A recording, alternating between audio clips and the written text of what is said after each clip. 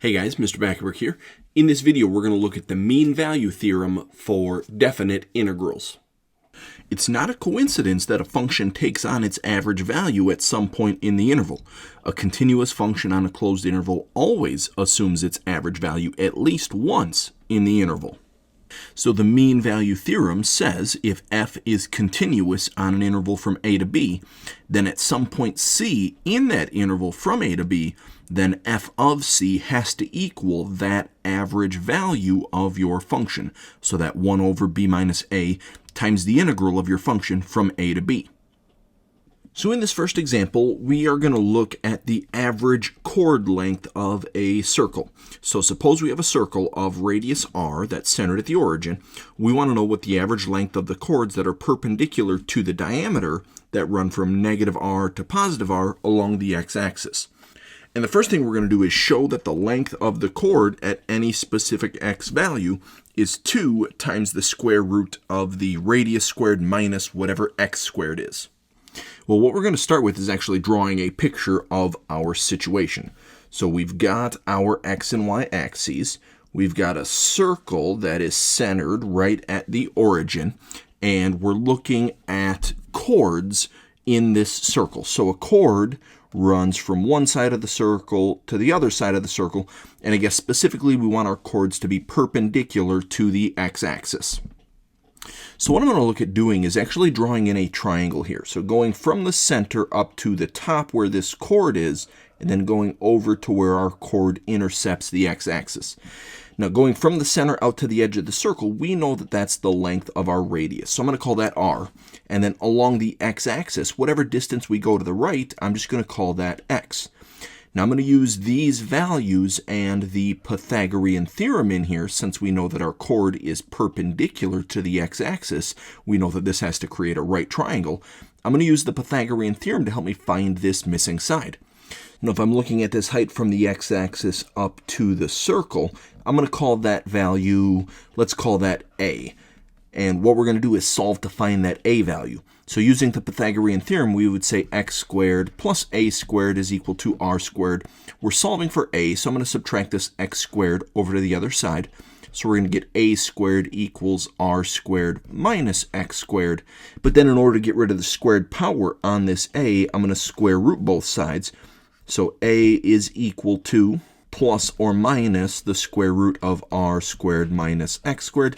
And since I'm just looking at the top portion here where this side is going up, I'm not really concerned about the plus and the minus, so I'm going to get rid of that for now. So I know that this side a is the square root of r squared minus x squared.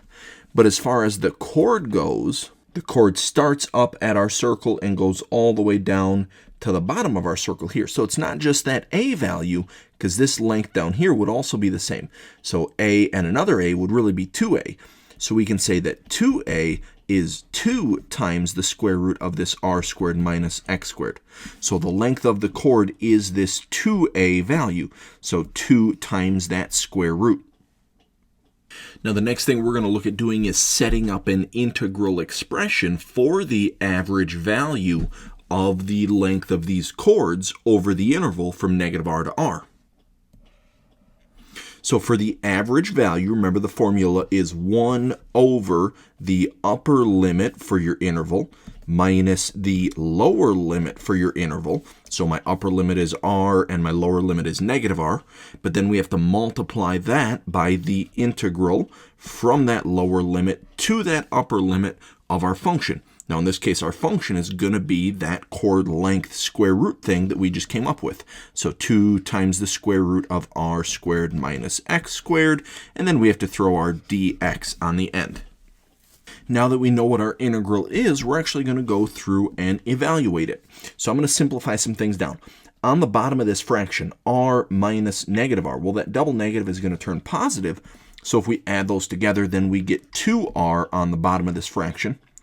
Inside of this integral, we have this constant multiplier of 2.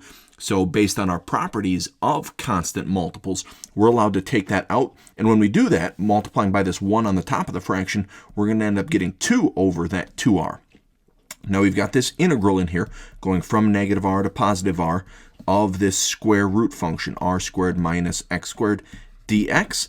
But if we think about what that integral really means, that's an area underneath our curve. Now we're really talking about a semicircle, so half of a circle.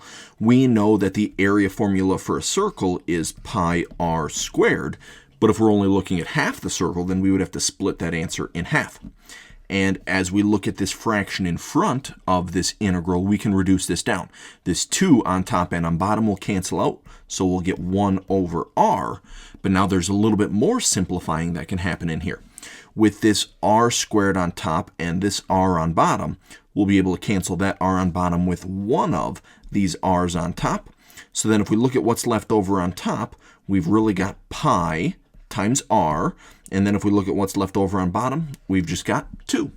So now for any radius length circle, we could plug in that r value, whatever the length of the radius is, and figure out what the average value of any chord is.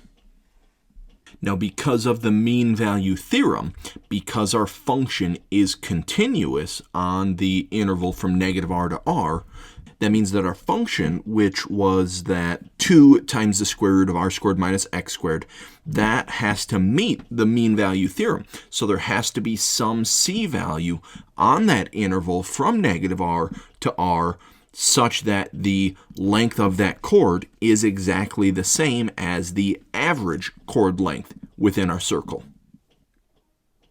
That's going to be it for this video. Thanks for watching.